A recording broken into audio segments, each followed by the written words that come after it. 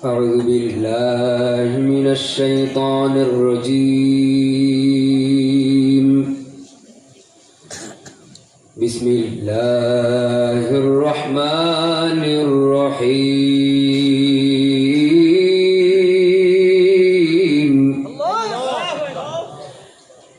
استحوذ عليهم الشيطان فأنساهم ذكر الله.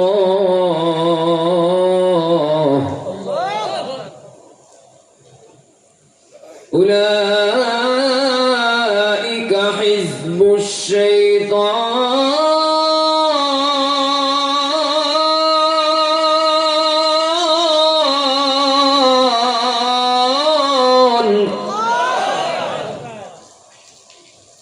ألا إن حزب الشيطان هم الخاسرون.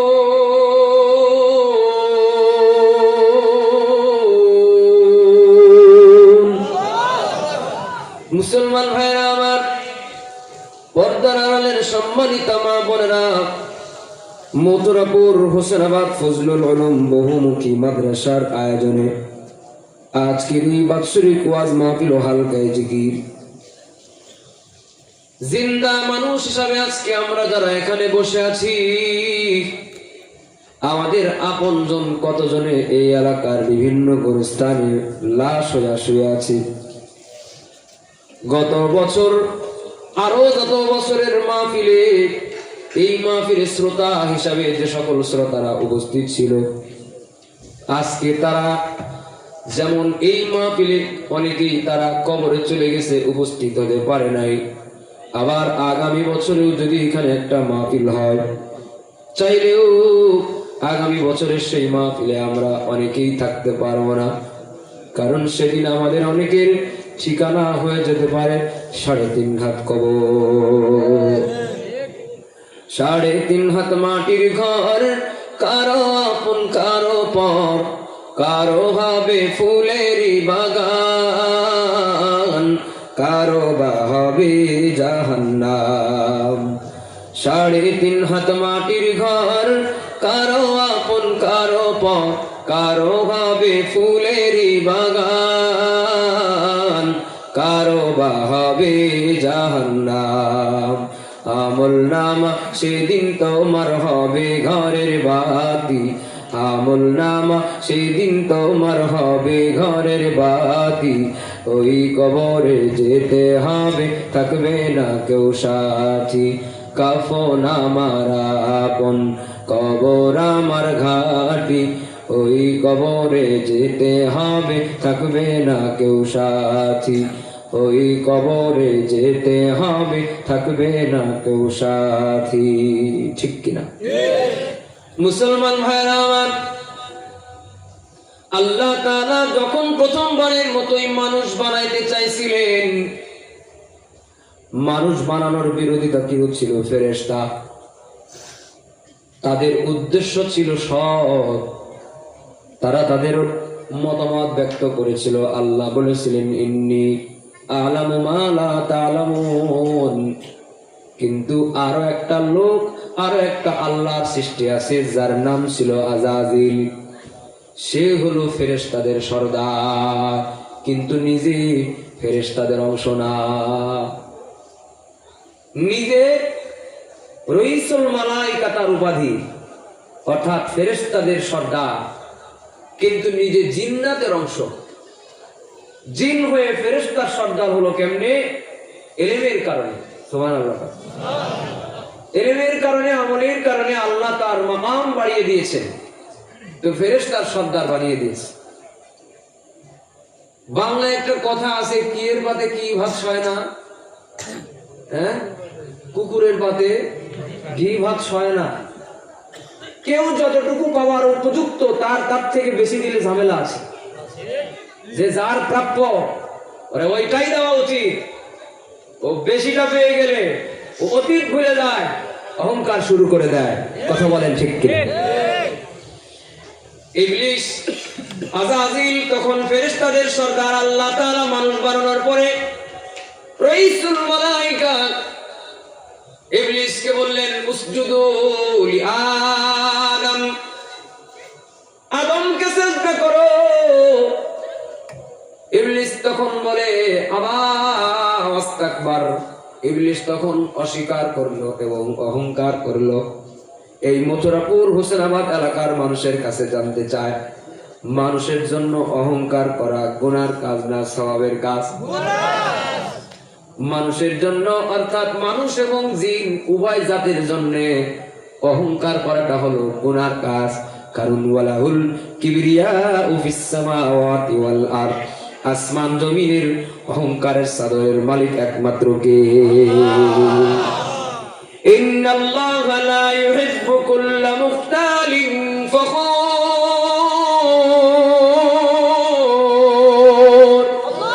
কোন অহংকার দাম্ভিক ব্যক্তিকে পছন্দ করেন না, যিনি তিনি কি? আল্লাহ। আল্লাহ তাআলা অহংকারী ব্যক্তিকে পছন্দ করে না। আল্লাহ পছন্দ করে যারা ওয়ালা তামশি ফিল আরদি মারহা ওয়া ইবাদুর রহমান আল্লাযীনা ইয়ামশুনা আলাল আরদি হাওনা ওয়া ইযা খাতাবাহুমুল জাহিলুনা ক্বালু সালামা। মাথাটা নিচু করে চলবে, পা উপরে যদি কেউ জ্ঞানজাম করতে আসে, মুসলমান বলবে এই তোমার মতো জ্ঞানজাম করা আমার ধর্ম না, আমার ধর্মের নির্দেশ হলো চুপচাপ থাকা। জাহেল ব্যক্তি যখন পাও পাড়ায়ও জ্ঞানজাম করবে, মুমিন ব্যক্তি চুপ হয়ে সেখান থেকে চলে যাবে। মান সামাতা নাজা, চুপ থাকার কারণে আল্লাহ তাকেও নাজাত দিয়ে দিবে। সুবহানাল্লাহ। আকাশের মতো মোর হৃদয়টা করে দাও, জমিনের মতো তুমি ধৈর্য দিয়ে দাও। আকাশের মতো মোর হৃদয়টা করে দাও, জমিনের মতো তুমি ধৈর্য দিয়ে দাও। সয়ে যেতে পারি যেন সব দুঃখ, মেনে নিতে পারি যেন সব কষ্ট, এমন হৃদয় তুমি আমাকে দাও। আকাশের মতো মোর হৃদয়টা করে দাও, জমিনের মতো তুমি ধৈর্য দিয়ে দাও।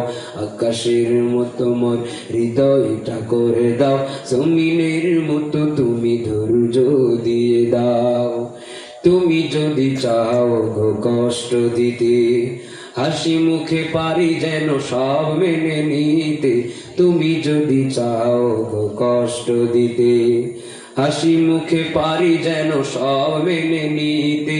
জ্বালা সহিবার সম্মুখে যাবার, জ্বালা সহিবার সম্মুখে যাবার, এমন সাহস তুমি এ বুকে এনে দাও। আকাশের মতো মোর হৃদয়টা করে দাও, জমিনের মতো তুমি ধৈর্য দিয়ে দাও। আকাশের মতো মোর হৃদয়টা করে দাও, জমিনের মতো তুমি ধৈর্য দিয়ে দাও। বলেন আমিন। মুসলমান ভাইরা আমার, ইবলিস অহংকার করেছে। অহংকার যে করে তারে পছন্দ করে না, যিনি তিনি কে? আল্লাহ। অহংকার করার কারণে, যারা ইলমের কারণে আর আমলের কারণে পছন্দ করিয়া রাইসুল মালায়েকা নামক চেয়ার যারা দিয়েছিল, অহংকার করতে দেরি ঘাড় ধাক্কা দিয়ে সেই চেয়ার থেকে বের করে শয়তানের খাতায় নাম দিতে দেরি করে নাই। সুবহানাল্লাহ। বুঝা গেল, দুনিয়ায় আমরা যারা আছি আমাদের অহংকারী হওয়া যাবে না। 2 দিনের ফকির তুমি ভাতের খাওয়ান্ন, 2-1টা পাওয়ার পেয়ে 2-4-5 বছরের পাওয়ার পেয়ে যারা মসজিদে আলেমদের সাথে বিয়াদবি করেছে, যারা এলাকার ময় মুরব্বীদেরকে সালাম পর্যন্ত দেওয়ার প্রয়োজন মনে করে না, মই কি হনুরে, যারা আঙ্গুল ফুলে কলা গাছ হয়েছিল, আল্লাহ তাআলা এক রাতের ব্যবধানে তাদেরকে পথের কঙ্কাল বানিয়ে দিয়েছে। ঠিক কিনা? মুসলমান ভাইরা আমার, ইবলিস অহংকার করেছে, আল্লাহ জান্নাত থেকে বহিষ্কার করে দিয়েছেন। ফাখরুজ, কারণ সে বলেছে খলাকতানি মিন নার ওয়া খলাকতাহু মিন তিন। আমারে বানাইছেন আপনি আগুন দিয়া, আর আদমরে বানাইছেন আপনি মাটি দিয়া। আগুন হলো গরম জিনিস, দেখেন কি যুক্তিটা দেয়। আগুন হলো গরম জিনিস আর মাটি হলো ঠান্ডা জিনিস। আপনারা যে মাটির উপরে বসে আছেন, এর ঠান্ডা ওঠে না গরম ওঠে? যদি চুলার উপরে যে বসেন তাহলে গরম উঠবে না ঠান্ডা উঠবে? আগুন গরম জিনিস, মাটি হলো ঠান্ডা জিনিস। ইবলিশে কয়, আপনি গরম জিনিসের কইতেছেন, ঠান্ডা জিনিসের কাছে মাথা নত করতে হবে না, পারলে ঠান্ডা জিনিস গরমের কাছে নত হো। এ মনে করছে পাওয়ার পাইছি তো পাইছি, এই পাওয়ার আর জীবনেও কেউ কেড়ে দেওয়ার ক্ষমতা নেই। তো উস্তাদের মায়ের শেষ রাতে তো থাকে, পাওয়ার যিনি দিয়েছেন, তুইজ্জু মান তাশা ওয়া তুযিল্লু মান তাশা বিয়াদিকাল খায়র ইন্নাকা আলা কুল্লি শাইইন কাদির। তিনি আবার তার পাওয়ার কেড়ে নিয়েছেন এবং বলেছেন ফাখরুজ, দূর হ, স্থায়ী বহিষ্কার।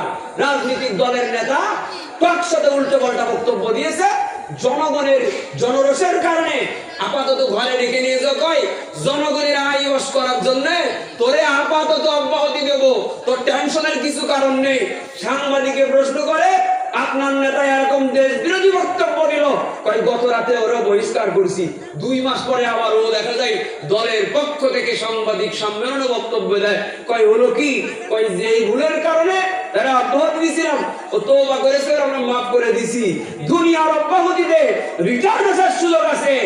ইবলিসকে আল্লাহ তাআলা যে অব্যাহতি আর বহিষ্কার দিয়েছে, কিয়ামত পর্যন্ত ইবলিস আর জান্নাতের বাসিন্দা হতে পারবে না। কথা বলেন ঠিক কি? আল্লাহ তাআলা বলেন ফাখরুজ মিনহা ফাইন্নাকা রাজিম, দূর হও জান্নাত থেকে বহিষ্কার, কারণ তুমি হলো বিতাড়িত শয়তান। আমরা পড়ি আউযু বিল্লাহি মিনাশ শাইতানির রাজিম। রাজিম মানে হলো বিতাড়িত, স্থায়ী বহিষ্কৃত, যেই বহিষ্কার আর কোনোদিন ফিরে নেওয়া যায় না, আতাত করেও খুশি করে তার বহিষ্কারাদেশ রদ করা যায় না, এমন বহিষ্কারের শব্দের ক্ষেত্রে বলা হয় রাজিম। বলেন ইবলিস কি স্থায়ী বহিষ্কার না অস্থায়ী? এখন কেউ যদি পড়ে আউযু বিল্লাহি মিনাশ শাইতানির রাজিম, এর মধ্যে রাজিম আছে না নাই? যে শব্দ দিয়ে আল্লাহরে বহিষ্কার করেছিল ফাখরুজ মিনহা ফাইন্নাকা রাজিম, ওর মধ্যে রাজিম আছে না নাই? এই বলেন এবার রাজিম শব্দটা শয়তানের জন্য কষ্টের না দুঃখের? কারণ ওর পুরান কথা মনে পড়ে যায়, পুরান জ্বালা মনে পড়ে যায়, পুরান অপমানের কথা মনে পড়ে যায়। কেউ যদি রাজিম শব্দ উচ্চারণ করে, ও শয়তান জান্নাতের মধ্যে কি সুখে শান্তিতে ছিল ওই স্মৃতি মনে পড়ে যায়।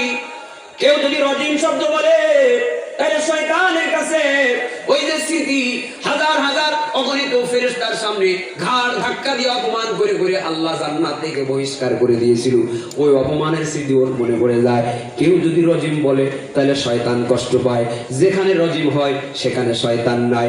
কেউ যদি আউযু বিল্লাহি মিনাশ শাইতানির রাজিম পড়ে, তাহলে ওই এলাকায় আর শয়তান থাকতে পারে না। সুবহানাল্লাহ কবেন না? সুবহানাল্লাহ।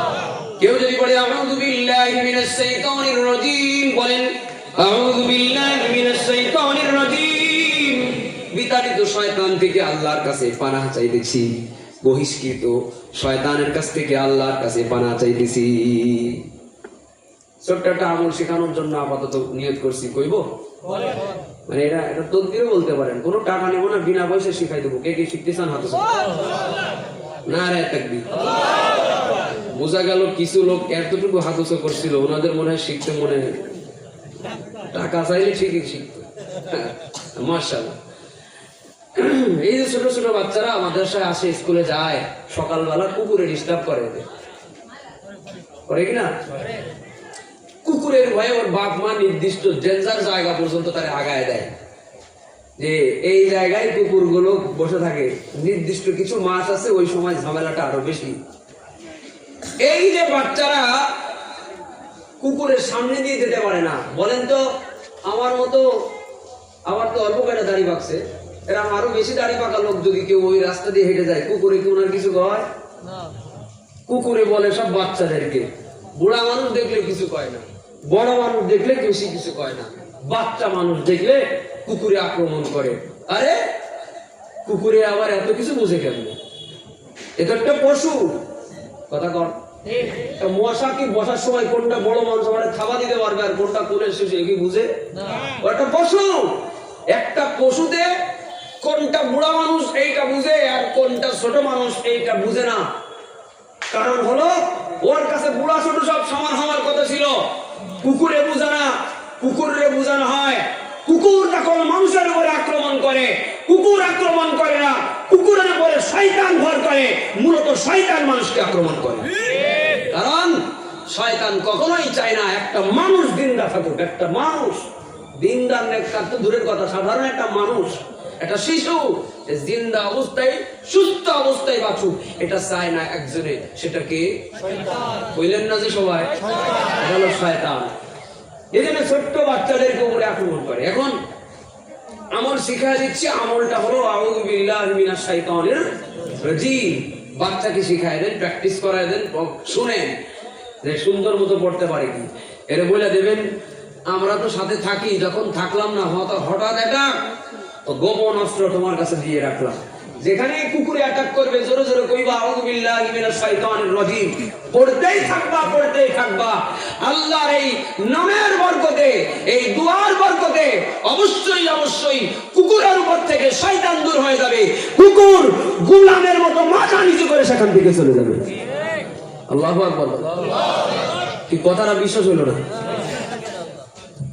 মুসলমান ভাইরা আমার, যেখানেই রাজিম সেখানেই শয়তান নাই। এই যে শয়তান প্রথম থেকেই মানুষ সহ্য করতে পারে না, প্রথম থেকেই মানুষের ধোঁকা দেওয়ার জন্য আশ-শাইতানু জাসিমুন আলা কলবি বানি আদম। বহিষ্কার হওয়ার সময় কইছিল আল্লাহ আমার মানুষের শিরা উপশিরা দেহ রক্ত কণিকা প্রত্যেকটা পাসপোর্টের মধ্যে আমি ঘোরাফেরা করব, কিন্তু কোনো বর্ডার লাগবে না, কোনো ভিসা লাগবে না, কোনো পাসপোর্ট লাগবে না। যখনই মনে চায় তখন আমি মানুষের দেহের মধ্যে ঢুকে যাব, এমন একটা অনুমতি আমার দিয়ে দেন। আল্লাহ বললেন দিয়ে দিলাম। কি করবি? এইবার অনুমতি পেয়ে গেছি, আপনার বান্দাদের একটারেও জান্নাতি হতে দেব না, সব আমার দলে নাম লেখানোর কাজ করব। আল্লাহ নবী বলেন আত-তাইবু মিনাজ যামবি কামান লা যামবা লাহ। কেউ যদি একনিষ্ঠভাবে তাওবাতান নাসুহা, কেউ যদি একনিষ্ঠভাবে আল্লাহর কাছে তওবা করে, তো আল্লাহর নবী বলেন তওবা করার পরে একটু আগে যে গুনাহ ছিল এমন ভাবে ধুয়ে মুছে পরিষ্কার করা হয়, মনে হবে এর জীবনে আগে আসলে কোনো গুনাহ ছিল না। অর্থাৎ কেউ যদি তওবা করে, আল্লাহ বলেন তুই গুনাহ করবি, বান্দা তওবা করবি, ধুয়ে মুছে আবার সব সাফ বানায় দেব, তোর কষ্ট বৃথা হয়ে যাবে। শয়তান মানুষের প্রত্যেকটা অঙ্গ প্রত্যঙ্গের মধ্যে ঢুকতে পারে। আপনি কি শয়তানের ভেতরে ঢুকতে পারেন? না। তাইলে বোঝা গেল শয়তানের কিন্তু ভালো একটা পাওয়ার দেওয়া আছে, শয়তানের একটু শক্তি আছে, শয়তানের একটু পাওয়ার আছে, যে পাওয়ারের কারণে শয়তান মানুষের ভেতরে ঢুকতে পারে। এখন আপনি বলবেন তাইলে তো শয়তানের পাওয়ার বেশি। ওমা খালাকতুল জিন্না ওয়াল ইনসা ইল্লা লিয়াবুদুন।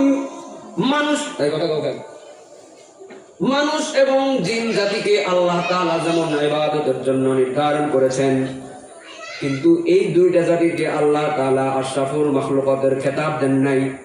ওয়ালাকাদ কাররামনা বানি আদম বলেন আশরাফুল মাখলুকাত জিন এবং মানুষ দুই জাতি নাকি?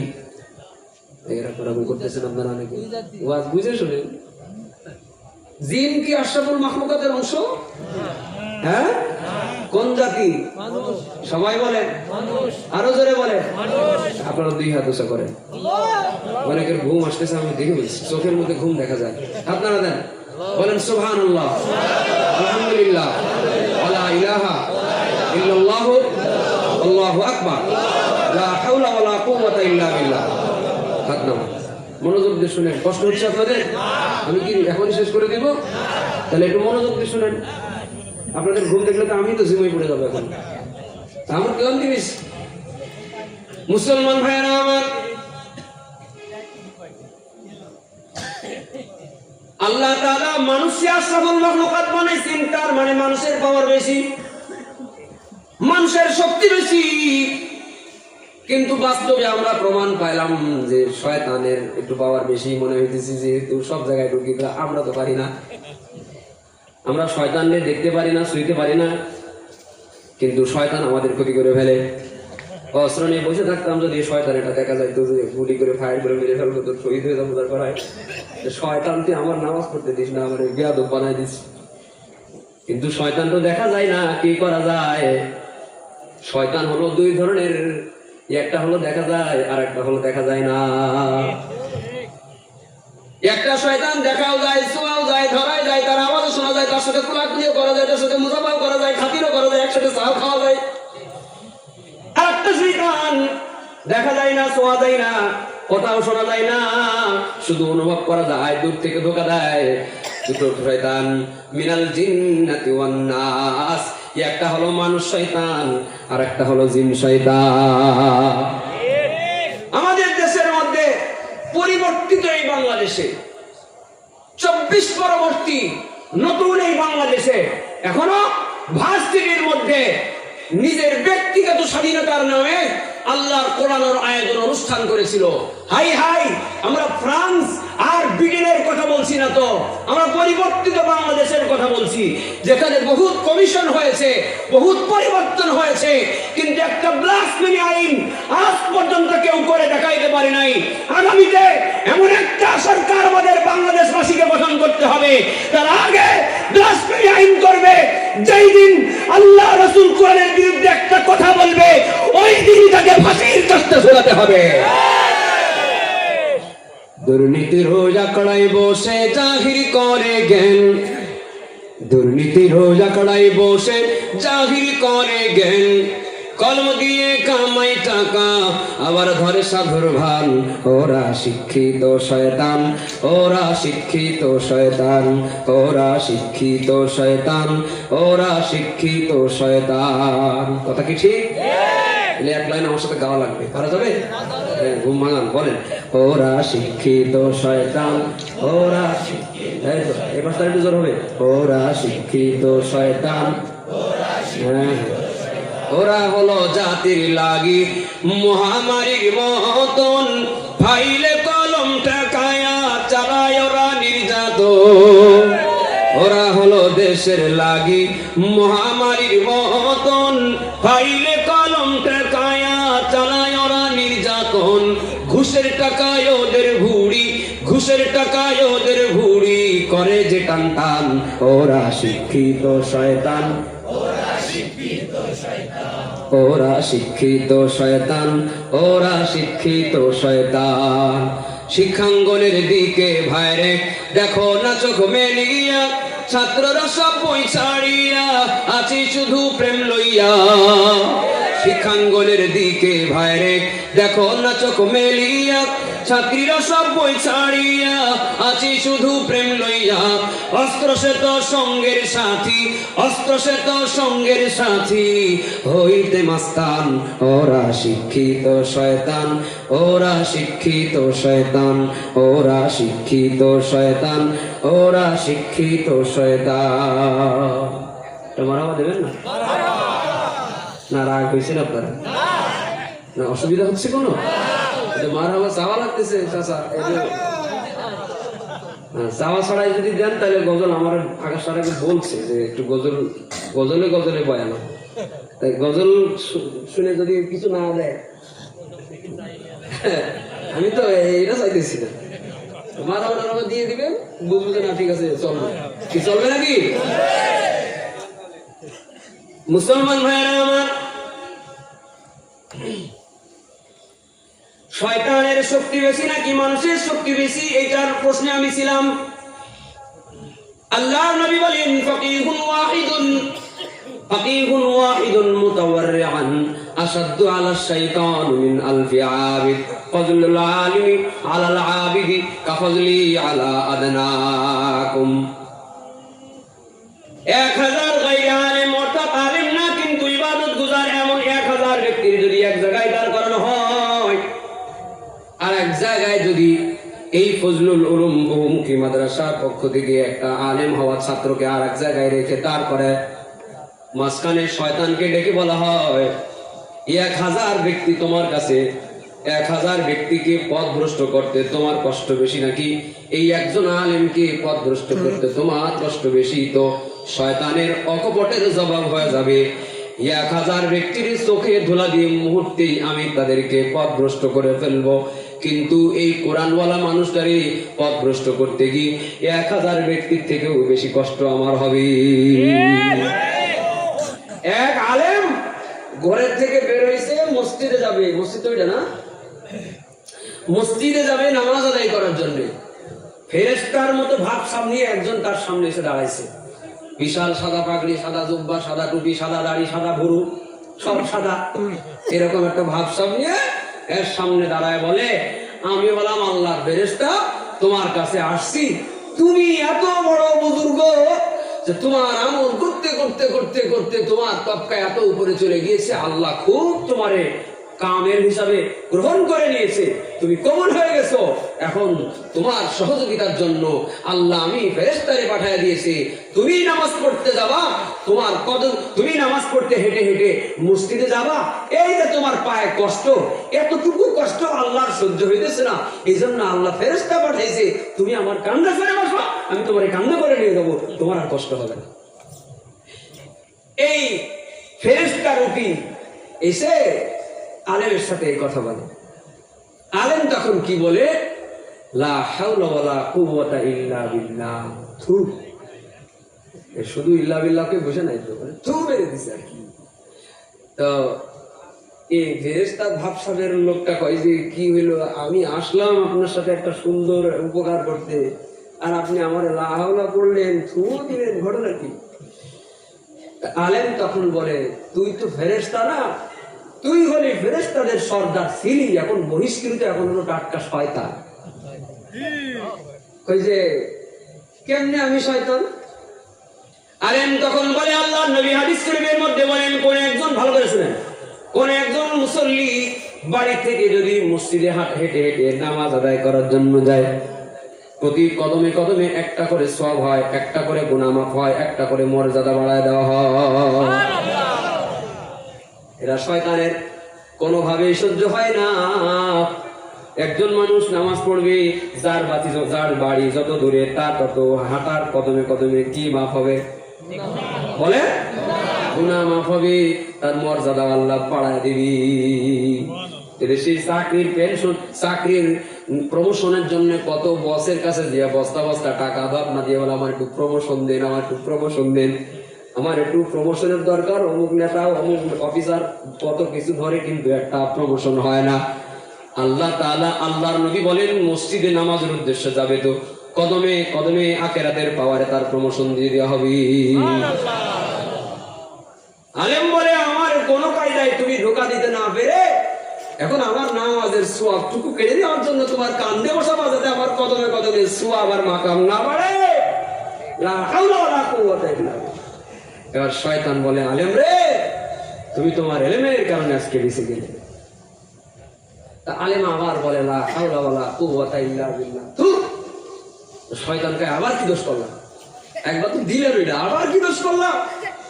আলেম তখন বলে, তুমি যে কইলা চিকন বুদ্ধিটা এবার ব্যবহার করলে, তুমি শয়তান যে বললে আমার ইলমের কারণে আমি বেঁচে গেছি, আহাম্মা, আমার ইলমের কারণে আমি বাঁচি নাই, আমার আল্লাহ আমারে বাঁচিয়েছে। আল্লাহু আকবার। মুসলমান ভাইরা আমার, কোন কায়দায় আলেমদেরকে যদুমধু বোঝানো যায় না, আগল বাগল বোঝানো যায় না। আলেমরা সলিড জিনিস, সলিডটাই বুঝে। ইসলামের গোড়া কাটার আইন করবে, কেউ প্রতিবাদ করবে না, আলেম প্রতিবাদ করবে। আলেম, এই যে কয়েকদিন আগে আমাদের প্রাইমারি স্কুলে গানের শিক্ষক নিয়োগ দেওয়ার প্রজ্ঞাপন জারি করেছিল, মনে আছে নাকি আপনাদের? এই প্রাইমারি স্কুলে কত টুপিওয়ালা শিক্ষক আছে, কত বোরকাওয়ালা শিক্ষিকা আছে, কত কোরআন শরীফ পড়ে, তাহাজ্জুদ পড়ে, নামাজ পড়ে, কত ইবাদত ওজিফা করে, নফল আওয়াবিন চাষ এস্টাক সব পড়ে। আবার প্রাইমারি স্কুলের মাস্টার, একটা প্রাইমারি স্কুলের মাস্টারদের আমি দেখলাম নাজি প্রেস ক্লাবের সামনে যে বলবে, অনশনে বসলাম, এই ঢোল বাজানো আর নাচানাচি গাওয়া গাওয়া, শিক্ষক যদি প্রজ্ঞাপন বাতিল না হয় তাহলে আমি আমার অনশন ভাঙবো না। ওনারা ওনাদের সরকারিকরণের জন্য প্রেস ক্লাবে গিয়েছে, ওনাদের দাবির জন্য প্রেস ক্লাবে গিয়েছে, কিন্তু এই দাবির জন্য কোন প্রাইমারি স্কুলের টিচার অনশন করতে যায় নাই। যারা দাবি করেছে এই মোল্লারা। কইলাম তো আলেমদেরকে যাহা তাহা বোঝানো যায় না। আলেমরা হলো জাতির ইমানের আলিমরা হলো জাতির ইমানের বর্ডার গার্ডের দায়িত্ব পালন করে। এদেশের বর্ডার দিয়ে কোনো বেঈমানি সিদ্ধান্ত হয়ে যায়, সাধারণ মানুষ টের পায় না, আলেম টের পেয়ে চিল্লায়। মুসলমান ভাইরা আমার, আমি বলছিলাম যে শয়তানের পাওয়ার বেশি নাকি মানুষের পাওয়ার বেশি? যেহেতু শয়তান মানুষের ভিতরে ঢুকা কত কিছু করে বেড়ায়, আমরা ঠেকাইতে পারি না। আর একজন ব্যক্তির ভেতরে শয়তান ঢুকতেই পারলো না, ভেতরে ঢুকতে তো পারলোই না, ধোকা দিতে গিয়ে সিটকে থুতু খেয়ে অপমান হয়ে চলে আসলো। যার ভেতরে শয়তান ঢুকে সেও একজন মানুষ, যার ভেতরে শয়তান ঢুকতে পারে না, কাছে গিয়ে থু খেয়ে চলে আসে, ওই লোকটাও তো একজন মানুষ। এই সাধারণ মানুষ আর ওই আলেমের মধ্যে বড় পার্থক্য।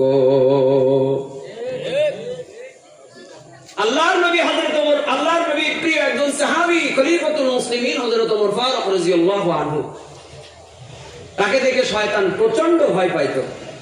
নবীজি একদিন দেখছেন যে শয়তান হাঁপাইতে হাঁপাইতে তার দিকে দৌড়ে আসতেছে। হঠাৎ নবীজিকে দেখার পরে নবী বলে, কিরে শয়তান, কোথা থেকে আকাম করে আসলি, এত হাঁপানি, ঘটনা কি? শয়তান কয়, কোনো অসৎ উদ্দেশ্য না, আমি ভালো মানুষের মতো এই রাস্তা দিয়ে হেঁটে যাচ্ছি আর চলে আসছি। কয়, তা দৌড়াইলি কেন? কয়, আমি দেখছি যে ওই পথ দিয়ে ওমর আসতেছে, ওমর আসা দেখে আমার একটু অসুবিধা হয়ে গেছে, তাই আমি পালাইতেছি। কয়, ওমর কোথাও কিছু কইছে? কিচ্ছু কয় নাই। কয়, ওমরে দেখলে আমার একটু অসুবিধা হয়। আরে কোন মানুষ, শয়তান কোন একজন মানুষ নাই, 1000 মানুষে একসাথে ধোকা দিতে পারে। আবার কিছু মানুষ আছে যার একজনের কাছেও যেতে পারে না, আবার কিছু মানুষ আছে যার কাছে তো দূরের কথা, ওই মানুষটা যে রাস্তা দিয়ে হেঁটে যায় ওই রাস্তায়ও শয়তান যেতে পারে না। ফাকিহুন ওয়াহিদুন মুতাওয়াররিআন আশাদ্দু আলা শাইতান মিন আলফি আবিদ। বুঝা গেল ওই 1000 লোকের কাছে ওই জিনিস নাই যে জিনিসটা এই থু দিয়া আলেমের কাছে আছে। 1000 ব্যক্তির কাছে ওই জিনিস নাই যে জিনিসটা ওমরের মতো লোকের কাছে আছে। ওমরের উত্তরসূরি দুনিয়ার জমিনে আজ পর্যন্ত বহুত আছে। এখনো বাংলাদেশে এমনও আলেম ওলামা বুজুর্গানে দিন ঘুরে বেড়ায় যাদের দেখলে শয়তান এখনো সেই রাস্তা দিয়ে হেঁটে যাইতে পারে না। এদের কাছে এমন জিনিস আছে যা ওই মানুষদের কাছে নাই, তার নাম হলো কোরআন। কোরআন যার সিনার মধ্যে আছে, এলেম যার সিনার মধ্যে আছে, কোন সল চাতুরি করে এর ধোকা দেওয়া যায় না। এই জন্য বোঝা গেল শয়তান শুধু দেহের মধ্যে ঢুকতে পারে। এর কারণে যদি শয়তানের পাওয়ার মনে হয় তাইলে শয়তান কোন মানুষের সামনেই যাইতে পারে না। এই লোকের পাওয়ার আবার কেমন? শয়তান কোন রাস্তায় যেতে পারে না, যেই রাস্তায় আরেকজন লোকে যায় ওই লোকের পাওয়ার কেমন। বোঝা গেল ওয়ালাকাদ কাররামনা বানি আদম। জোরে আওয়াজ দিয়ে বলেন আশরাফুল মাখলুকাত কোন জাত? সবাই বলেন। মানুষের মর্যাদা বেড়েছে কোরআনের মাধ্যমে। আর রহমান আল্লামাল কোরআন। মানুষের মর্যাদা আল্লাহ তাআলা বাড়িয়েছেন একমাত্র কোরআন আর ইলমের কারণে। সুতরাং আজকে আমরা যেখানে আছি এটা একটা কোরআনের প্রতিষ্ঠান, ঠিক কিনা? এখানে যারা পড়ে এরা শয়তানের জন্য খুব কষ্টের জায়গা। শয়তান কখনোই চাই না কোথাও একটা মাদ্রাসা হোক। শয়তান বলতে মানুষ শয়তান আর জিন শয়তান উভয় জাতকে মিন করে আমি বললাম। শয়তানরা কখনো চায় না যে কোথাও একটা মসজিদ হোক, কোথাও একটা মাদ্রাসা হোক। অনেক সময় মসজিদের বিরোধিতা বাদ দিয়া মাদ্রাসার বিরোধিতা নিয়ে পড়ে থাকে। কারণ বুড়া তো এইটা, এখানকার ফ্যাক্টরি যদি ঠিক থাকে মসজিদের ইমাম মুয়াজ্জিন ঠিক থাকবে। এই ফ্যাক্টরি যদি বন্ধ হয়ে যায় ইমাম মুয়াজ্জিন গুলো সব ইংরেজদের চামচা হয়ে যাবে। কথা বলেন ঠিক কিনা? মুসলমান ভাইরা আমার, এই জন্য এই মাদ্রাসাটা হলো একটা দ্বীনের ফ্যাক্টরি, কোরআনের ফ্যাক্টরি। শয়তান যাদের দেখলে ভয় পায়, যাদেরকে বলা হয় উলাইকা হিজবুল্লাহ, আলা ইন্না হিজবাল্লাহি হুমুল মুফলিহুন। আর যারা বিরোধিতা করে তাদের একটা ডিগ্রি আল্লাহ তাআলা দিয়ে দিয়েছেন, তারা হলো উলাইকা হিজবুশ শাইতান, আলা ইন্না হিজবাশ শাইতানি হুমুল খাসিরুন। যারা শয়তানের দল তারা সব ক্ষতিগ্রস্ত, যারা আল্লাহর দল তারা সব সফল কাম। আমরা শয়তানের দল হব না আল্লাহর দল হব। এই ওয়াজ ওই যে দোকানপাটে যারা শুনতেছে এরা অনেকে শুনবে আর বলবে হুজুরের কালকে ওয়াজ করে গেছে আর অমুক মার্কার ভোট চেয়ে গেছে, আন্দাজে কথা কইবে। ওই যে দল বলছি, হিজবুল মানে হলো দল। বলেন হিজবুল মানে কি? হিজবুল্লাহ মানে আল্লাহর দল। বলেন হিজবুল্লাহ মানে কি? একে আমার বানানোর কথা কইলাম, কোরআনের কথা বলেছি। আল্লাহ তাআলা বলেন একটা শ্রেণী হলো হিজবুল্লাহ, তারা হলো আল্লাহর দল, আর একটা শ্রেণী হলো হিজবুশ শয়তান, তারা হলো শয়তানের দল। যারা হিজবুল্লাহ তারা হলো মুফলিহুন, তারা হলো সফল। যারা হলো হিজবুশ শয়তান তারা হলো খাসিরুন, তারা সব ক্ষতিগ্রস্তের দল। এই কথা আমার মতো মোল্লার কথা নাকি আল্লাহর কথা? মুসলমান ভাইরা আমার, শয়তান একজন মানুষকে জন্ম থেকে নিয়ে মৃত্যু পর্যন্ত 3টা জায়গায় সব থেকে বেশি করে ধোঁকা দেয়। কোন একজন মানুষ যেন ইমানের হালতে দুনিয়ায় বেঁচে থাকতে না পারে, সুস্থ অবস্থায় যেন একজন মানুষ দুনিয়ায় বেঁচে থাকতে না পারে। প্রথমত জন্মের সময় শয়তান একজন মানুষের সব থেকে বেশি ধোঁকা দেয়। দ্বিতীয়ত একজন মানুষের ইবাদতের সময় শয়তান সব থেকে বেশি ধোঁকা দেয়। তৃতীয়ত একজন মানুষের মরণের সময় শয়তান সব থেকে বেশি ধোঁকা দেয়। এই 3টা সময় শয়তান দলবল নিয়ে, সর্বশক্তি নিয়ে, সর্বপাওয়ার নিয়ে মানুষকে ধোঁকা দেয়। যেমন একজন সন্তান যখন দুনিয়া আগমন করে কান্দে, ওয়া ওয়া বলে কান্দে। কান্দে কেন? ডাক্তার বলে কান্দে মানে সুস্থ আছে, না কান্দে মানে অসুস্থ আছে, ঠিক কিনা? কিন্তু আলেমরা বলে একজন সন্তান দুনিয়া আসার পরে কান্নার কারণ হলো এই সন্তান কান্দে আর বলে আল্লাহ কোন গুনাহের পরিবেশে আমারে পাঠাইলা। আমি তো মায়ের গর্ভের মধ্যে একটা জান্নাতি পরিবেশে ছিলাম, যেখানে আমার কোনো গুনাহ হইতো না, যেখানে চাইলেও কোনো পাপ করতে হতো না, যেখানে আমার নেকি বদি লেখার জন্য কিরামান কাতিবিন লেখার জন্য কোনো রেডি ছিল না, যেখানে আমার ইনকাম করার কোনো টেনশন ছিল না, যেখানে আমার আহাল পরিবারদের ব্যাপারে জবাব দিতে হবে, হিসাব দিতে হবে, এমন কোনো টেনশন দায়িত্ব আমার ছিল না। এমন গুনাহে জর্জরিত জামানায় আমারে তুমি পাঠাই দিলা আল্লাহ। আমার তো এখন বড় দায়িত্ব এসে গিয়েছি, আমি সফল হব নাকি ব্যর্থ হব জানা নাই।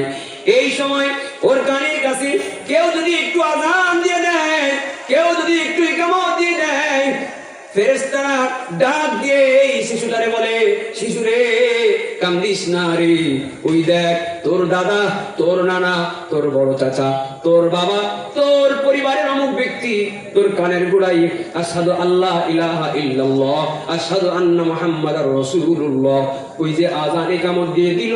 তো তার মানে এতটুকু আমরা বুঝতে পারলাম যে তুমি শিশু অন্তত একটা কালেমাওয়ালা মুসলমানের ঘরে জন্মগ্রহণ করেছো, সুতরাং টেনশন করার কিছু নাই। সুবহানাল্লাহ।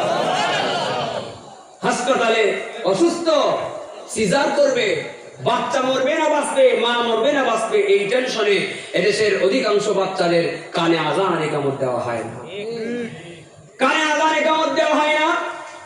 তারপরে জন্মের পরে অভিভাবকের সন্তানের প্রতি যতগুলো কর্তব্য আছে, একটা কর্তব্য অভিভাবক টাইম মতো পালন করে না।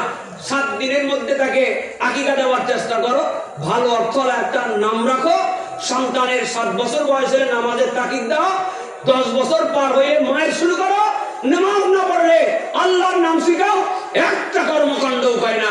এই ছেলে বাপের মুখে চুনকালি দিয়ে আলাদা সারে কথা বলেন, ঠিক অসুবিধা হয়ে গেলে এদেশের মধ্যে মুসলমানের মেয়ে হিন্দুর সঙ্গে আকাম করে, মুসলমানের মেয়ে বোরকাও পরনে আছে কিন্তু হিন্দুর সঙ্গে আকাম কুকাম করে ধরা খাইছে।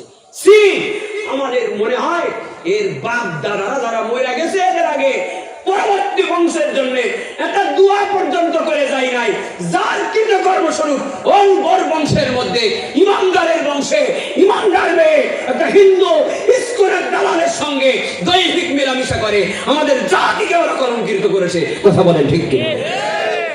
যারা অভিভাবক আছে তাদের তো বহুত কর্তব্য আছে, এরা মনে করে খালি বাজার করে খাওয়াইলেই ছেলে মেয়ের হক আদায় হয়ে যায়। এরা মনে করে 2-4টা পুকুর আর 8-10 বিঘা সম্পত্তি আর 2 তলা বাড়ি করে ফিরে যাব, তো পরবর্তী প্রজন্মের হক আমার আদায় হয়ে গিয়েছে। আহাম্মক তুমি আহাম্মক, তোমার মধ্যে দূরদৃষ্টি নাই, তোমার সন্তানদের ঈমানের ভিত রচনা করা দরকার ছিল। যেমন জীবনের প্রত্যেকটা মোনাজাতের মধ্যে আমরা বলি রব্বিরহামহুমা কামা রাব্বায়ানি সগীরা। এই তো আমরা কাদের জন্য করি বলেন সবাই? আমার উপরে কি বেজার হচ্ছেন আপনারা? আর আধা ঘন্টা ওয়াজ হলে কি চলে যাবে? রব্বিরহামহুমা বলেন, রব্বিরহামহুমা কামা রাব্বায়ানি সগীরা। এটা আমরা সবাই জানি। এই দোয়াটা আমরা করি বাপ মার জন্য। আর একটু এই দোয়ার আরো একটু পরিধি বাড়ায় আপনাদের সাথে একটু বলি। এই দোয়াটা, এই দোয়ার মধ্যে শুধু বাপ মার কথা নাই, হোম আছে, হোম তারা। এই তারার মধ্যে শুধু আপনার বাপ মা না, আপনার বাপ মা যারা তারাও আছে। সুবহানাল্লাহ। যতবার আমরা রব্বিরহামহুমা কামা রাব্বায়ানি সগীরা পড়েছি, বাপ মার পাশাপাশি দাদা দাদির জন্য দোয়া হয়ে গেছে। সুবহানাল্লাহ বলো না? যতবার আমরা এই দোয়া পড়ছি, নানা নানির জন্য দোয়া হয়ে গেছে। সুবহানাল্লাহ জোরে বলেন। যতবার আমরা এই দোয়া পড়ছি, নিজের পূর্বে পর্যন্ত 14 প্রজন্ম পর্যন্ত ময় মুরব্বী জ্ঞাতি গোষ্ঠী যারা মরে গেছে সবার জন্য দোয়া হয়ে গেছে। জোরে বলেন সুবহানাল্লাহ। এই যে আমরা আগের প্রজন্মের জন্য দোয়া করি, তো পরের প্রজন্মের জন্য দোয়া করি না, ঠিক কিনা? দাদারে দেখি নাই, এই দোয়ার মাধ্যমে দাদার জন্য দোয়া হয়ে গেছে। পর দাদাকে দেখি নাই, কিন্তু এই দোয়ার মাধ্যমে পর দাদার জন্য দোয়া হয়ে গিয়েছি। কিন্তু আমি মরে গেলে আমার নাতিরে হয়তো চোখ দিয়ে দেখতে পারবো না, এদের জন্য আমরা কখনো দোয়া করি না। আল্লাহ তাআলা কোরআনের মধ্যে বলেন, রব্বানা হাব লানা মিন আজওয়াজিনা ওয়া যুররিয়াতিনা কুররাতা আয়ুন ওয়াজআলনা লিল মুত্তাকিনা ইমামা। পাঁচ ওয়াক্ত নামাজের পরে এই দোয়াটাও আমাদের করা দরকার। এই দোয়াটা করলে নিজের সন্তানদের জন্য দোয়া করা হয়, স্ত্রীর জন্য দোয়া করা হয়, নাতিপুতির জন্য দোয়া করা হয়, পরবর্তী প্রজন্মের জন্য দোয়া করা হয়ে যায়। দোয়ার বরকতে দেখা যাবে ইব্রাহিম খলিলুল্লাহ আল্লাহর কাছে দোয়া করেছিল, ওয়া ফীহিম রাসূলাম মিনহুম ইয়াতলু আলাইহিম আয়াতিক ওয়া ইউআল্লিমুহুমুল কিতাবা ওয়াল হিকমাতা ওয়া ইউযাক্কিহিম। আল্লাহর কাছে দোয়া করেছিল, আমার বংশের মধ্যে এমন একজন নবী পাঠায় দেন, মানুষদেরকে কোরআন শিখাবে, হিকমত শিখাবে, আত্মশুদ্ধি শিখাবে, মানুষদের সামনে তেলাওয়াত করে শোনাবে। এমন একটা সোনার সন্তান আমারে দেন তো। আল্লাহ তাআলা ইব্রাহিম নবীর দোয়া কবুল করার বরকতে 1000 বছর পরে তার বংশে মুহাম্মদুর রাসূলুল্লাহ সাল্লাল্লাহু আলাইহি ওয়াসাল্লামকে পাঠায়া আল্লাহ প্রমাণ করে দিয়েছেন, হাজার হাজার বছর আগের দোয়াটা আল্লাহ তাআলা কবুল করে। সুবহানাল্লাহ। এদেশের মধ্যে আমাদের সন্তানদের নিয়ে অভিভাবকরা বড় টেনশনে থাকে। কখন কোন আকাম করে ফেলে বলা যায় না, কখন কোন জায়গায় পিঠ মোড়া দিয়ে বেঁধে রাখে বলা যায় না, কার হাত ধরে চলে যায়। আরে হাত ধরবি তা হিন্দুর হাত ধরবি? তুই না মুসলমানের জাত পাত তো ঠিক রাখবি। কপাল পুড়ে কেমন জায়গায় গেলে, কেমন কপালটা পড়লে মুসলমানের মেয়ে আর এক ধর্মের সঙ্গে যায়, মুসলমানের সন্তান রুচি কত নষ্ট হইলে আর এক ধর্মের মেয়ের পছন্দ করে বউ বানাইতে চায়, রুচি কত নষ্ট হইলে এই পর্যায়ে যায়। আমাদের অভিভাবকরা প্রচন্ড টেনশনে থাকে এই যুগের ছেলে মেয়েদেরকে নিয়ে। আমি বলবো অভিভাবক যারা, আপনাদের টেনশন একটু বাড়ায় দেবো একটা আয়াত পাঠ করার মাধ্যমে। কইব নাকি? কোরআনের আয়াত তো কইলে অসুবিধা আছে? ইয়া আইয়ুহাল্লাযীনা আমানু কু আনফুসাকুম ওয়া আহলিকুম নারা। ও অভিভাবকেরা, নিজেরেও বাঁচাও, পরিবারেও বাঁচাও, জাহান্নামের আগুন থেকে বাঁচাও। নিজেরও বাঁচাও, আহল পরিবারদেরকেও জাহান্নামের আগুন থেকে বাঁচাও। ওয়াকুদুহান নাস ওয়াল হিজারা। যেই জাহান্নামের লাকড়ি হবে মানুষ এবং পাথর। নিজেরও বাঁচাও, পরিবারেও বাঁচাও, আহল পরিবারদেরকেও বাঁচাও, নিজেরও বাঁচাও। আলা কুল্লুকুম রাইন ওয়া কুল্লুকুম মাসউলুন আন রাইয়াতিহি। প্রত্যেকেই আমরা জিম্মাদার। এই দায়িত্বের ব্যাপারে আল্লাহর কাছে জিজ্ঞাসা করা হবে, জবাবদিহিতা করা হবে। এই জন্য শর্টকাট একটা পরামর্শ হলো, আমাদের সন্তানদেরকে ছোটবেলায় কোরআনের বুঝ যদি ভেতরে দিয়ে দেওয়া যায়, তাইলে এরা নিজের ফরজ, ওয়াজিব, সুন্নাত, মুস্তাহাব সাবালকের আগেই শিখে ফেলে। ওর জীবনের শুরুটা হয়, ওর আমল নামার লেখালেখিটা শুরু হয় নেক আমলের মাধ্যমে, গুনাহমুক্ত পরিবেশের মাধ্যমে। শুধুমাত্র মাদ্রাসায় এইগুলো সম্ভব। এই শেখ জামানায় মাদ্রাসা ছাড়া একটা বাচ্চার বয়সন্ধিকাল নেক দিয়ে শুরু হবে, এটা কল্পনাও করা যায় না। আমার সাথে কি আপনারা একমত? কারা কারা একমত দেখি? বুঝে হোক না বুঝে হোক, আল্লাহ আমাদের কবুল করেন বলেন আমিন। উদাহরণ দিয়ে একটা শেষ উদাহরণ এটা, এদেশের মানুষেরা তো সমস্ত দুর্বল সন্তানটারে মাদ্রাসায় দেয়, যেটা দেখে আর একদিক আর তাকায় আর একদিক, অথবা যেটা একটু বেশি জিন চিনি ধরে ছোট গালে কয় যে এর আগে মাদ্রাসায় দেবো, ও নিজের ফু নিজে নিতে পারে, ওর ঝামেলা, ঠিক না? মেয়েও ও যেটা জিন টিন ধরা ওটারে কয় ওটা বেরো করছে পড়াবো, যেটা দুর্বল, অথচ যেটা ভালো ওটারে ইঞ্জিনিয়ার বানাবো, ব্যারিস্টার বানাবো। উচিত ছিল উল্টাটা, ভালোটারে কোরআন শিখাবো, ঠিক কিনা? ইমাম মুহাম্মদ রহমতুল্লাহি আলাইহি, ইমাম আবু হানিফা রহমতুল্লাহি আলাইহির ছাত্র, আমরা যে মাযহাব অনুসরণ করি, ইমামে আযম আবু হানিফা রাহমাতুল্লাহ আলাইহির ছাত্র, ছাত্রের নাম হলো ইমাম মুহাম্মদ রাহমাতুল্লাহ আলাইহি। বলেন ছাত্রের নাম কি? সবাই মুখ খুলেন বলেন কি? উস্তাদের নাম কি? আবু হানিফা রাহমাতুল্লাহ আলাইহি। তো ছাত্রকে ভর্তি করার জন্য মা আসছে, হুজুর আমার ছেলেটাকে ভর্তি করে দেন। হুজুর ভর্তি করছে, ক্লাসে বসছে, উস্তাদ ছাত্রকে বলে একটু দাঁড়াও। উস্তাদকে হ্যাঁ আবু হানিফা রহমতুল্লাহ। আমি তো শুধু প্রশ্ন করে করে কথা বলবো, মনে রাখা লাগবে।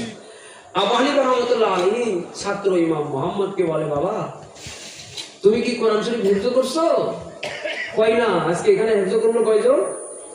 4 জন না 3 জন, 3 জন পাকড়ে দিল, মারহাবা বলে। আমাদের দেশে অনেকে বলে হিফজের কোনো ফজিলত নেই, হাফেজ হওয়ার দরকার নেই, খালি আলেম হলেই হয়েছে। আবার যারা উমরা করতে যায় হজ, তাদের অনেককে বলে মদিনায় কোনো কাজ কাম না, সব কাম কাজ মক্কায় কাম সেরে চলে আসবে। আর মাদ্রাসায় পড়তে গেলে কয় হাফেজ হওয়ার কোনো ফজিলত নেই। আছে না নাই? ফজিলত আছে, ভেঙে করার টাইম নাই। শুধু এতটুকু বলি, এই 1.5 মাস আগে রওজা পাকের পাশ থেকে আল্লাহ আমাকে ঘুরাই নিয়ে আসছে। 1.5 মাস আগে আমার তো চুল বাবরি দেখেন না, ছোট টাক করে আসছে। যে আমার কাছে বারবার এই কথা ঘুরপাক খাচ্ছিল যে কেন একটা 3য় শ্রেণী এই কথা বলে যে মদিনায় কোনো কাজ নাই, মদিনায় কোনো কাজ নেই। হ্যাঁ, ওমরার মৌলিক আরকান হয়তো মদিনায় নাই, কিন্তু কাজ নাই এটা বলা যাবে না। সাফা মারওয়া সাই করব, বাইতুল্লাহ তাওয়াফ করব, এটা মক্কাই কাজ, ঠিক আছে, কিন্তু মদিনায় কিচ্ছু নাই, এই কথা যারা বলে তারা নেক্সটে ধোঁকা দেওয়ার জন্য বসে আছে। মদিনা শরীফের মধ্যে এই কথাটা বললে কি আপনারা বিরক্ত হচ্ছে? মদিনা শরীফে একটা জায়গা আছে যার নাম হলো রিয়াজুল জান্নাহ। সুবহানাল্লাহ। রিয়াজুল জান্নাহ তার মানে ওই জায়গা হলো জান্নাতের জায়গা। এই দুনিয়ার মধ্যে একটা জায়গা আছে, যে জায়গায় হলো জান্নাতের মাটি আছে। জান্নাতের মাটি তো জান্নাতের মধ্যে, দুনিয়ায় আবার আছে কেন? একটা জায়গায় আছে। নবী বলেন, মা বাইনা বাইতি ওয়া মিম্বারি রাউযাতুম মির রিয়াজিল জান্নাহ। আমার ঘর আর মসজিদের মিম্বার, এই দুইটার মাঝখানে যে জায়গা, এই জায়গাটাই হলো রিয়াজুল জান্নাহ।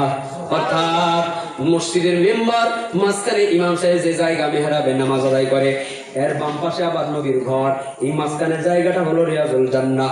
ওই জায়গায় একবার যে নামাজ আদায় করেছে, সে হায়াতের জিন্দেগিতে জীবিত অবস্থায় কয়েক মিনিটের জন্য সে জান্নাত থেকে ঘুরে আসছি। রিয়াজুল জান্নাহে যাওয়ার সিরিয়াল অ্যাপসের মাধ্যমে আমার কাছে যখন আসলো, একবার গেলাম, ঢুকলাম, খুব করে টার্গেটে ছিলাম যে নবীর রওজার সঙ্গে যত কাছাকাছি থাকা যায়। তো রিয়াজুল জান্নাহর ভিতরে যাওয়ার সঙ্গে সঙ্গে নবীর রওজা শরীফটা কিবলার দিকে ফিরলে রওজা শরীফটা বাম পাশে থাকে। নবীর রওজা শরীফের একদম নবীর রওজা শরীফের দেওয়ালের সাথে যে জায়গা, ওই জায়গায় লাগাইলাম নিজের দেহের বাম পাশটা দেওয়ালের সঙ্গে লাগায়া ঘেসে ঘেসে 4 রাকাত নামাজ আদায় করি। আমাকে আল্লাহ তাআলা একটু দোয়া করার সুযোগ দান করেছে। আমি ওই জায়গায় দোয়া করে বের হয়ে আসছি। আর ওই জায়গায় যতটুকু টাইম আমি ছিলাম এবং যাদের হালত দেখেছি, মন বলে জান্নাত বুঝি এমন হয়। আল্লাহু আকবার। কিছু মানুষ বলে মদিনায় কোনো কাজ নাই। নবী বলেন, মান যারা কবরি ওয়াজাবাত লাহু শাফাআতি। আমার রওজা শরীফ যে একবার জিয়ারত করবে, একবার যে আমার রওজা জিয়ারত করে তার জন্য আমার শাফাআত ওয়াজিব হয়ে যায়। একবার নবীর রওজা জিয়ারত করে শাফাআত যেন ওয়াজিব না হয়, এই জন্যই একটা শ্রেণী টুপি মাথায় দিয়ে উল্টা পাল্টা মাসালা কয়, যেন আমরা মদিনায় না যাই, আমাদের উমরা যেন কমপ্লিট না হয়, আমরা যেন নবীর শাফাআতটা ওয়াজিব করে নিয়ে না আসতে পারি। মুসলমান ভাইরা আমার, ইমামে আযম আবু হানিফা রাহমাতুল্লাহ আলাইহি বলে, তুমি কি কোরআন হিফজ করেছো নাকি? বলেন না। ইমাম সাহেব তখন, উস্তাদ তখন ছাত্রকে বলে, তোমার সহপাঠী আমার ক্লাসের মধ্যে যারা বসে আছে এদের চেহারার দিকে তাকায় দেখো, এরা সবাই কিন্তু কোরআন শরীফের হাফেজ। আমার ক্লাসের অ্যাডমিশন নেওয়ার জন্য প্রথম ন্যূনতম যে যোগ্যতাটা লাগে সেটা হলো কোরআন শরীফের হাফেজ হওয়া লাগে। হাফেজ ছাড়া এখানে ছাত্র হওয়া যাবে না। এই যে মাদ্রাসায় উর্দু জামাত বা পঞ্চম দহম, তারপরে কোথাও কোথাও বলে যে খাস বিভাগ, যেই নামই দিক, দোকানের থেকে বের হয়ে ছাত্ররা যে ক্লাসে ভর্তি হয়, এক কথায় বিশেষ জামাত। এই ক্লাসে অনেক সময় দেখা যায় মাদ্রাসায় 30 জন থাকে, 30 জনের ভিতরে 26 জন কোরআনের হাফেজ। সুবহানাল্লাহ বলেন। একটা ক্লাসে 30 জন ছাত্র, 26 জন হাফেজ। বাংলাদেশে এই চিত্র কওমি মাদ্রাসার মধ্যে গেলে দেখা যায়। মুসলমান ভাইরা আমার, উস্তাদ বলে, ছাত্র তুমি যাও হাফেজ হয়ে আসো। আগে হাফেজ হবে, তারপরে এই ক্লাসের মধ্যে বসবা। ভরা মজলিসে শিক্ষক যদি বলে যে হাফেজ হয়ে তারপরে আসো, ছাত্র কি আর বসবে? ছাত্র চলে গেছে বাড়ি। 7 দিন পরে আবার ছাত্র এসে পিছনে বসে পড়ছে। সুবহানাল্লাহ, একটু জোরে বলে। কয়দিন পরে? 7 দিন পরে ছাত্র পিছনে এসে বসে পড়ছে। উস্তাদ আবার বলে, দাঁড়াও, তোমার তো কয়দিন আগে কইলাম হাফেজ হয়ে আসবা। আমার এলেমটা নিতে গেলে যোগ্যতা হাফেজ হওয়া লাগবে, হাফেজ ছাড়া তুমি এই জায়গায় ক্লাসে কিছু বুঝবা না, যাও। ছাত্র বলে, হুজুর আমার একটু কথা বলার সুযোগ দেন। তো মার হওয়া কম। ছাত্রই বলে, হুজুর এখান থেকে আমি 7 দিন আগে গিয়েছি, 7 দিনে আমি কি কি করেছি আপনাকে একটু বর্ণনা করে শোনাইতে চাই। মারহাবা বলেন। ছাত্র ইমাম মোহাম্মদ বলে, হুজুর আমি আপনার কাছ থেকে বাড়িতে যাইয়া আমার মা জননীর উস্তাদ বানায়া আমার মায়ের কাছে কোরআন শরীফ মুখস্থ করে শোনানো শুরু করেছি। প্রথম দিন যে রাত গিয়েছে সেই রাতে আমি 10 পারা কোরআন শরীফ মুখস্থ করে আমার মায়ের কাছে আমি বিনা লোকমায় শোনাই দিয়েছি। দ্বিতীয় দিন যে রাত গিয়েছে সেই রজনীতে আমি মাঝখানের 20 পারা মুখস্থ করে আমার মা জননীকে আমি শোনাই দিয়েছি। তৃতীয় দিন যেই রজনী গিয়েছি ওই তৃতীয় রজনীতে আমি আরো 10 পারা মুখস্থ করে এখান থেকে যাওয়ার 3 দিনের দিন আমি কোরআন শরীফ হিফজ করে ফেলেছি। কোরআন শিখাও ছেলে মেয়েদের, ও হে মুসলমান, জান কবজের সময় তোমার হইবে রে আশা। উস্তাদ বলে, তাহলে এতদিন পরে আসলে কেন, বাকি 3 দিন কি করছো? ছাত্র বলে, হুজুর আপনি তো আবার প্রশ্ন করতে পারেন যে হেফজ শেষ করছো, ইয়াদ কেমন আছে টেস্ট করবো, শোনাইছো কিনা। এই জন্য বাকি 3 দিন আমি কোরআন শরীফ মায়ের কাছে আবার শোনাইছি। 3 দিনে হেফজ করেছি, 3 দিনে আমি শুনানি দিয়েছি। 7ম দিন আজকে সকালে বাড়ির থেকে বের হয়েছি, হাফেজ হইয়াই আপনার সামনে বসেছি। দেখেন একটা ছেলে ছোট্ট অবস্থায় কোরআনের সাথে সম্পর্ক করলে তার জীবনটা কেমনে শুরু হয়, এটা বলার জন্য ইমাম মুহাম্মদ রাহমাতুল্লাহ আলাইহির উদ্ধৃতি আমি নিয়ে এসেছি। এই ছাত্র কেমন ছাত্র হয়েছে, উস্তাদের কাছে একদিন প্রশ্ন করছে, হুজুর, আর একজনের ভাবসাব নিয়ে বলতেছে যে হুজুর কোন একটা নাবালিগ ছেলে যদি রাত 12টার, সে যদি এশার নামাজ পড়ে ঘুমায়, নাবালিগ ছেলে রাত 12টার সময় যদি সেই ছেলে সাবালেগ হয়, তাইলে এই ছেলের ওই দিনের এশার নামাজ পড়তে হবে নাকি আগেরটাকে আদায় হয়ে গেছে? এটা তো প্রশ্ন। প্রশ্নটা কি বুঝছে? আবার বলি, যেই ছেলেটা এশার নামাজ, নাবালেগ ছেলে এশার নামাজ পড়েই ঘুমাইছে, রাত্রি 12টার সময় তার স্বপ্নদোষ হয়েছে, এই ছেলে রাত 12টার সময় সাবালেগ হয়ে গেছে। ফজরের রক্ত, এশার রক্ত ফজরের আগ পর্যন্ত থাকে, মাকরু রক্ত, এশার রক্ত ফজরের আগ পর্যন্ত থাকে। কেউ যদি সাবালেগ হয় তার প্রথম কাজ হবে ওই ওয়াক্তের নামাজ আদায় করা। এই ছেলে বলে, হুজুর যেই ছেলেটা এশার নামাজ পড়েই ঘুমাইছে, রাত 12টার সময় আবার সাবালেগ হয়েছে, গোসল টোসল করার পরে এই ছেলের কি ওই রাতের এশার নামাজ পড়তে হবে নাকি যে নামাজ নাবালিক অবস্থায় পড়ছিল ওইটাই আদায় হয়ে যাবে? আমার একটু হুজুর ফতোয়া দেন। মারহাবা কর। এত গভীর এলেম নিয়ে প্রশ্ন আমাদের আলেমরাও তো করতে পারে না, ছোট্ট বাচ্চা এই প্রশ্ন করছে। মুসলমান ভাইরা আমার, কারণ একজন নাবালিক সন্তান তো তার তো নেকি বদি নাই, সে যখন কোন ইবাদত করে তো তার নেকিটা নফল বানায়া, ফরজ ইবাদত যদি নাবালেগ করে তো তার ফরজ ইবাদতটাকে নফলে রূপান্তরিত করে তার বাপমার আমল নামার মধ্যে ট্রান্সফার করে দেওয়া হয়। ও তালাক মুমিনেরা গো, একটু বেশি বেশি করে নিজের বাচ্চারা একটু ইবাদত করায় লাভ হলো দুটো। একটা হলো নিজেও ইবাদত বন্দেগীতে অভ্যস্ত হয়ে যাবে, আর একটা হলো ও সাবালেগ হওয়ার আগ পর্যন্ত ওই ইবাদত বন্দেগী আপনার আমল নামায় চলে আসবে। ইমাম সাহেবের কাছে ছাত্রই প্রশ্ন করেছে, হুজুর বলুন তো যে ছাত্রের এই ঘটনা ঘটেছে সেই ছাত্রর আবার কি এশার নামাজ পড়া লাগবে কিনা? হুজুর তখন বলে, নাবালিগ অবস্থার ফরজ ইবাদত নফল হিসাবে রূপান্তরিত হয়। সেই হিসাবে যার ব্যাপারে তুমি প্রশ্ন করেছো সে এশার ফরজ নামাজ পড়ে নাই, কারণ সে ফরজ নামাজ পড়েছিল নাবালিগ হিসাবে, ওইটা তো ওর আমল নামাই নাই, ওর বাপ মার আমল নামাই নফল হিসাবে ট্রান্সফার করে দেওয়া হয়েছে। বরং ওই সদ্য সাবালক হওয়া সন্তানটার উচিত হবে যখন সাবালেগ হয়েছে গোসল করে আগে তার ওই রাতের এশার ফরজ নামাজ আবার আদায় করা। এই যে মাসআলাটা আমাদের কয়টা সাবালক হওয়া ছেলে বুঝে? এই ছেলে তখন বলে, হুজুর যার ব্যাপারে প্রশ্নটা করলাম আপনি যে ফতোয়া দিলেন ওই ছেলে যা করেছে আপনার ফতোয়ার সাথে মিল আছে, ওই ছেলে গোসল করে আবার ফরজ নামাজ নতুন করে পড়েছে, কোনো সমস্যা নাই।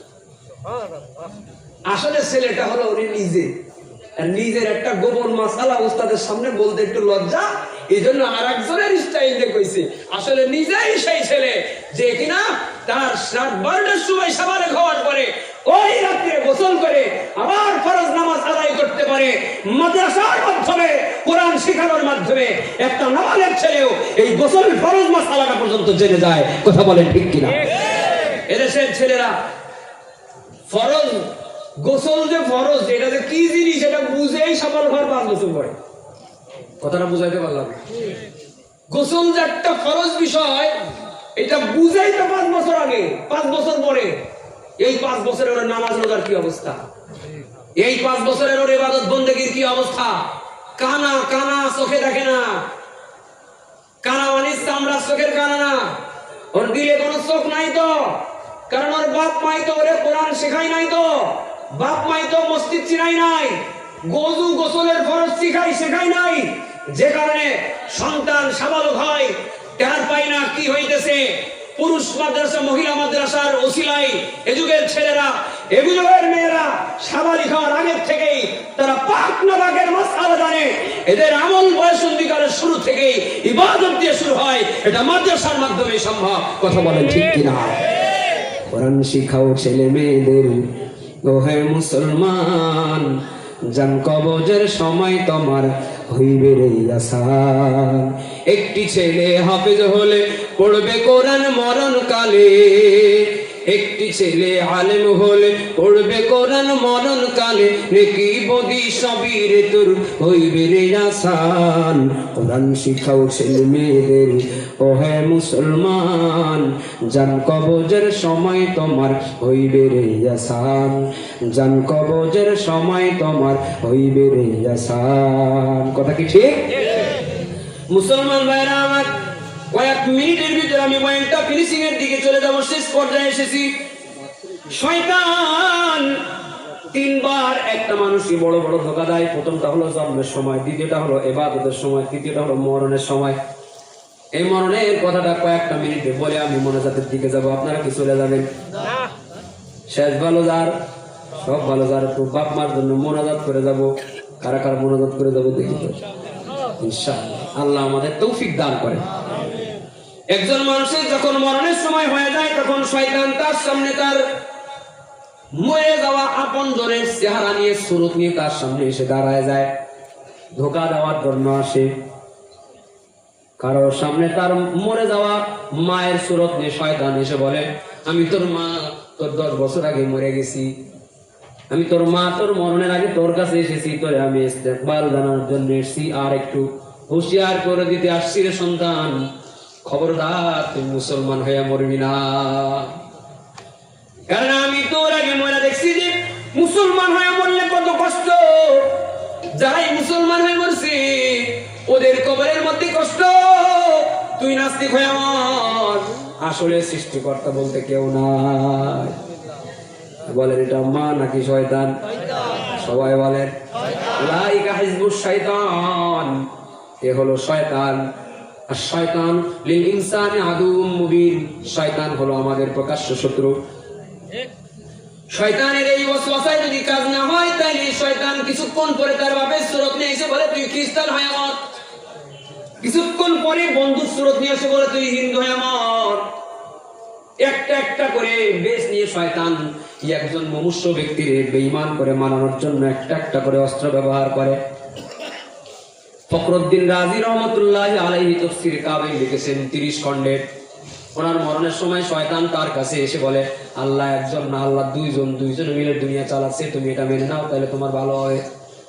আলিম বলে লাউ কানা ফীহিমা আলিহাতুন ইল্লাল্লাহু লাফাসাদাতা, अगर दो खुदा में होती संसार में तू दोनों भला को होती संसार में। বলেন বাংলাদেশে 4 চাকাওয়ালা গাড়ির ড্রাইভার থাকে কোন পাশে?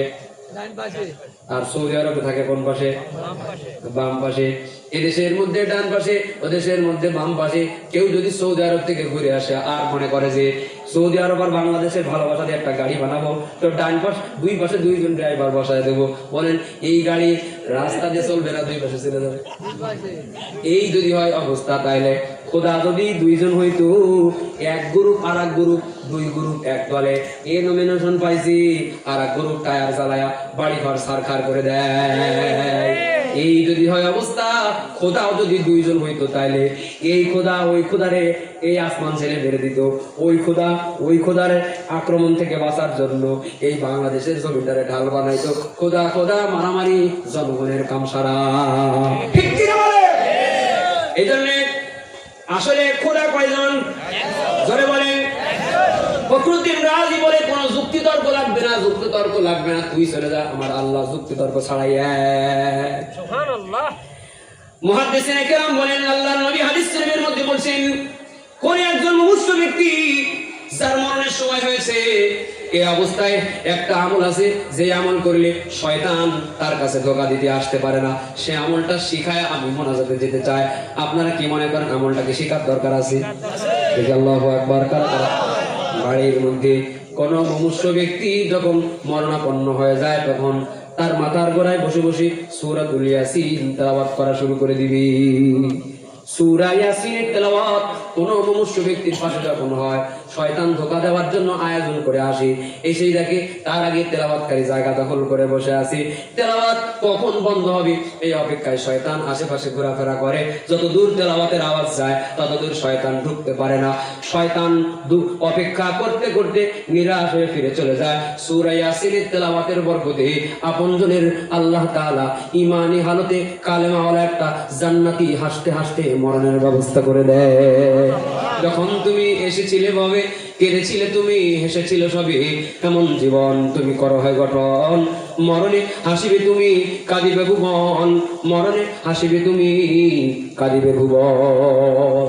এমন একটা আহাল পরিবার যদি আমরা রেখে যেতে পারি যে কিনা আমার পরিবারের মধ্যে আছে, আমার মরণের সময় সূরা ইয়াসিন তেলাওয়াতটা সে নিজে মনে করে করবি, যে কিনা আমি কবরে চলে গেলে আমার কবরের কিনারায় যাইয়া প্রত্যেক মাসে প্রত্যেক সপ্তাহে যে দোয়া করবে, কল দিয়ে টাকা লাগবে না, কেউ তারে পাঠা দেওয়া লাগবে না, নিজের জিম্মাদারি মনে করি বাপ মার কবরের কাছে যাইবে। ও এলাকার মুসলমান, মরে যাবেন, একদিন হলেও মরে যাবেন, একদিন হলেও আমি কবরে চলে যাব, কিন্তু বলেন আপনার কবরের কিনারায় দাঁড়ায়া দোয়া করার মতো মানুষ কয়জন? কে তারে ডাক দিবে, কে তারে নিয়ে যাবে? আমার আব্বা প্রায় 80+ বয়সের মানুষ, গহরডাঙ্গা মাদ্রাসার ফারেক, কোরআন একজন আলেম, হাজার হাজার আলেমের উস্তাদ তিনি। এই বুড়া বয়সে এখনো পর্যন্ত নিজের বাপের জন্য মায়ের জন্য প্রত্যেক সপ্তাহে 1 খতম করে কোরআন শরীফ পড়ে, প্রত্যেক মাসে 4 সপ্তাহে 4টা খতম পড়ে, প্রত্যেক জুমার নামাজে যায়, যায়, কোন জুমায় বাপের জন্য, কোন জুমায় মায়ের জন্য হাদিয়া নিয়ে যায়। প্রত্যেক সপ্তাহে বাপ মার কবরের কিনারায় দাঁড়ায়, মাসে 4টা খতম নিজের বাপ মার কবরে হাদিয়া হিসাবে সন্তানটা পৌঁছে দেয়। অসুস্থ, ওপেন হার্ট সার্জারি আছে, আরো কত ধরনের অসুস্থতা আছে, কিন্তু আল্লাহর বান্দার কোরআন খতম আমরা ঠেকাইতে পারি না। ডাক্তারে আমাদের বলছে নতুন সার্জারি করার পরে ডাক্তারে বলছে ওনার জিকির কমাইতে কোন, ওনার তেলাওয়াত কমাইতে কোন। সে বলে আমি প্রতিদিন 5 পারা তেলাওয়াত না করলে আমার তো দিলে শান্তি পায় না।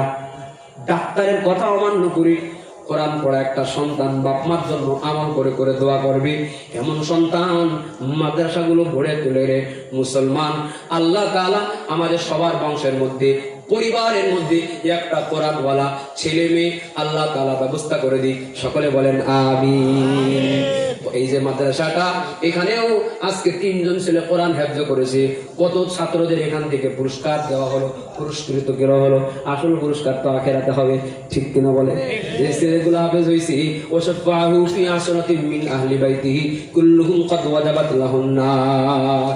10 জন ব্যক্তিকে জাহান্নাম থেকে সুপারিশ করে করে জান্নাতে নিয়ে যাওয়ার জন্য ক্ষমতা আল্লাহ তাদেরকে দান করবে। একটু জোরে বলা যাবে কি সুবহানাল্লাহ?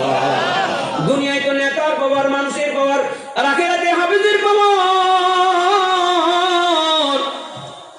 এই হাফেজরাই পাওয়ারফুল হবে, 10 জন করে জান্নাতে নিয়ে চলে যাবে। পছন্দের মানুষদেরকে তালিকা দিয়ে দিয়ে জান্নাতে চলে যাবে। মাদ্রাসার ওসিলায় বাচ্চা বয়স থেকে যেই বাচ্চারা তাহাজ্জুদ গুজার হয়েছে, এই মাদ্রাসা মুহতামিম সাহেব আমার বয়ানের আগে বক্তব্য দিলেন। দুঃখজনক যে মাদ্রাসায় এখনো পর্যন্ত ঘাটতি আর ঘাটতি, ঘাটতি আর ঘাটতি। আমার সংসারে ঘাটতি নাই, আমার এলাকার মাদ্রাসায় ঘাটতি। আমার সংসারে চাল কেনা বন্ধ নাই, মাদ্রাসার মধ্যে চাল কেনা বন্ধ। আমার বাড়ির মধ্যে সুন্দর রান্না হয়, মাদ্রাসার মধ্যে রান্না নয়। ও এলাকার মুসলমান ভাইরা, পর্দার আড়ালের মায়েরা, বছরে একবার আপনাদের কাছে মাহফিলের আয়োজন হয়। মাহফিলের মাধ্যমে আমার মতো কিছু ছোট মানুষ মুসাফিরদের মাধ্যমে তারা আপনাদের কাছে আপনাদেরই মাদ্রাসা নিয়ে আহ্বান করে। যেই এলাকার জমিনের উপরে এরকম কোরআন পড়া মাদ্রাসা আছে, সেই এলাকার মাটির নিচের বাসিন্দারাও সুখে থাকে, মাটির উপরের বাসিন্দারাও এই কোরআনের বরকত পায়। সুতরাং এই এলাকার মাটির নিচে আপনাদের আপনজন আছে, আপনাদের যাওয়া লাগবে। জিন্দাজিন কোরআন তেলাওয়াতের ওসিলায় এলাকায় আসমানের যেই রহমতের সিটা ফোঁটাগুলো আসে, আপনাদের বউ বাচ্চা পায়, আপনাদের ফসলগুলো পায়, আপনাদের বাড়ির মানুষেরা পায়। এই জন্য কিছু ভাই আমার লাগবে এই মাদ্রাসায় 10,000 টাকা দান করবেন। কিছু ভাই আমার লাগবে এই মাদ্রাসায় 5,000 টাকা দান করবেন। কিছু ভাই আমার লাগবে 2,000, 3,000, 1,000 টাকা দান করবেন। কয়েকজন ভাই লাগবে মিনিমাম 1,000 টাকা দান করবেন। কয়েকজন ভাই লাগবে অন্তত 1 বস্তা 25 কেজির চাউল, 1300, 1400, 1500 টাকা দাম। বছরের যে কোনো সময় 1 বস্তা করে চাউল দান করবেন। কে আছেন গো? আল্লাহর কোন বান্দা আছেন বছরের যে কোনো সময় 10,000 টাকা আল্লাহর নবীর ঘর এই মাদ্রাসার জন্য দান করবেন? আলহাজ সাখাওয়াত মাস্টার হুজুরের নাম, মুহতামিম সাহেবের নানা মাদ্রাসায় নগদ 10,000 টাকা দান করেছেন। নারায়ে তাকবীর! আয় আল্লাহ, সাখাওয়াত হোসেন, আলহাজ সাখাওয়াত হোসেন 10,000 টাকা দান করেছে। আল্লাহ দানের নিয়ত কবুল করে নাও। আপনজন মায় মুরব্বি দ্বারা দুনিয়া থেকে বিদায় নিয়ে কবরবাসী হয়ে গেছে, সবার কবরের আযাব মাফ করে দাও, কবরকে জান্নাত বানায় দাও। যারা জিন্দা নেক হায়াত দান করে দাও, হালাল রুজি বরকত দাও। হুজুরের নানার দুনিয়া থেকে বসে নানা বসে আছি, বুড়া মানুষ, কোন দিন জানি কবরে চলে যাওয়ার ডাক চলে আসে। জান্নাত দেখাইয়া হাসতে হাসতে একটা পুরস্কার বলা মরণ আল্লাহ তুমি আল্লাহ তারে হাদিয়া দিয়ে দিও, বলে না আমি। তারিকুল ইসলাম শেখ, ম্যানেজিং ডিরেক্টর, বায়োসিন Bangladesh limited. Mohammad Tarikul Islam Sheikh, managing director, বায়োসিন বাংলাদেশ লিমিটেড। কত? রমজান মাসে 3,000 ক্যালেন্ডার। 3,000 ক্যালেন্ডারের দাম কত? প্রায় 30 থেকে 3,000 ক্যালেন্ডারের দাম 25 থেকে 30,000 টাকা। মাদ্রাসায় যেটা রমজানি করে 25 থেকে 30,000 টাকা দাম আসবে। 3,000 পিস ক্যালেন্ডার উনি একা দান করবে। মারহাবা বলে। হ্যাঁ, কি নাম বললেন? মোহাম্মদ তারিকুল ইসলাম শেখ। আয় আল্লাহ, তারিকুল ইসলাম শেখ সাহেব 3,000 ক্যালেন্ডারের দাম দিয়েছে। আয় আল্লাহ, এই দানের ওসিলায় তার মনের নেক আশা পূরণ করো। তার বাপ মা বন্ধুন দ্বারা দুনিয়া থেকে বিদায় দিয়েছে, কবরের আযাব মাফ করো, জান্নাতি বানাও। হাজার হাজার কোটি হালাল টাকার মালিক তারে বানায় দাও, বিপদ আপদ দূর করে দাও, মনের নেক দোয়াগুলো কবুল করে নাও, বলেন আমিন। হ্যাঁ, আছেন কি আর? শাহজুল ইসলাম, মিষ্টিপাড়া 5,000 টাকা।